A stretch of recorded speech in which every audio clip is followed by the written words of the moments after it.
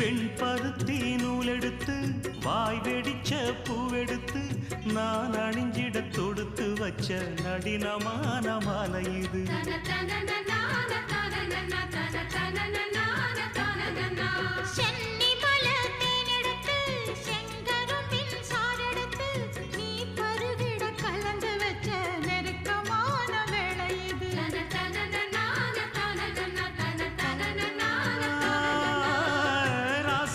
உடம்பிருக்கும் ரவிக்க துணி நானாக அன்னாடம் சூடி கொண்ட ஆசை வச்சாகாதா.